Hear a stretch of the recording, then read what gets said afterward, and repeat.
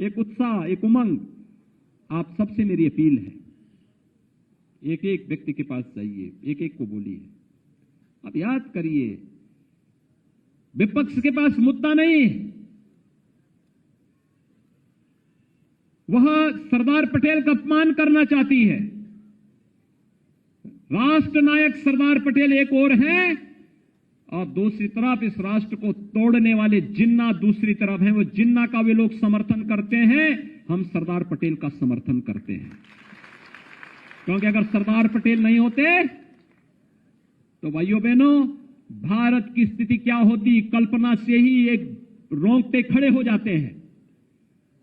याद करिए, जब सरदार पटेल स्वतंत्र भारत में अंग्रेजों ने छोड़ दिया था, बिल्कुल लावारिस छोड़ दिया था, उन्होंने कहा था जिसकी मर्जी आई जहां जाए।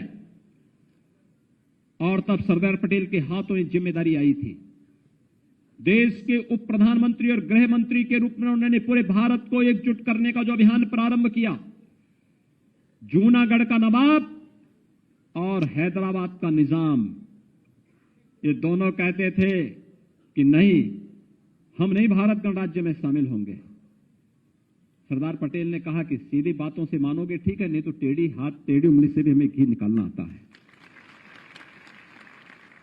और जूनागढ़ का नवाब तो अपने पालतू कुतिया को लेकर के भाग खड़ा हुआ पाकिस्तान जाकर के,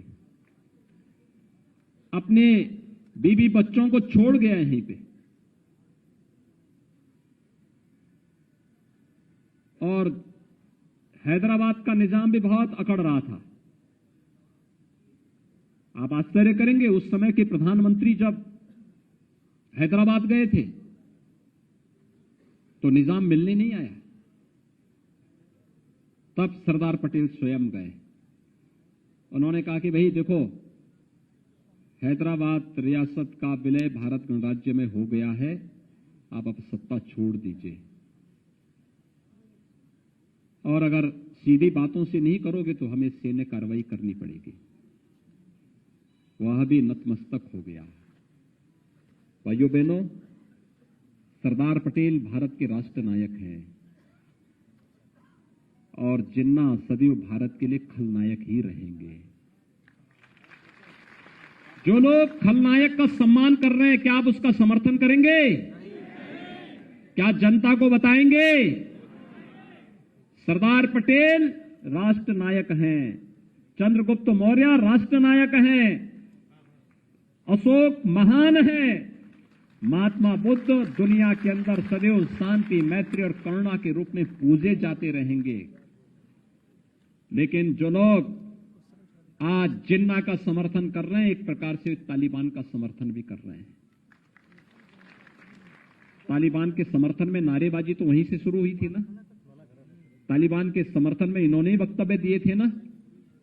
इसलिए भाइयों बहनों, हमें इन सब बातों को समझने का प्रयास करना चाहिए। आप यहां पर तमाम अपनी इतनी दूरी तय करके यहां पर आए हैं, आप सबका मैं प्रदेश की राजधानी लखनऊ में हृदय से अभिनंदन करता हूं और आप सबसे अपील करूंगा, केंद्र और प्रदेश सरकार की योजनाओं को अपने साथ जोड़िए। अपने माननीय सांसद, माननीय विधायक के साथ मिल करके, पार्टी के पदाधिकारियों के साथ मिल करके एक एक घर को जाइए और एक एक घर से संवाद बनाइए और कहिए कि भाइयों बहनों, आप सबको भारतीय जनता पार्टी के समर्थन में सहयोग के लिए खड़ा होना होगा और भारतीय जनता पार्टी के साथ खड़े होकर के फिर से उस राष्ट्रवादी सरकार को, राष्ट्रवादी सोच की सरकार को प्रदेश के अंदर गठित करने के लिए अपना योगदान देना होगा।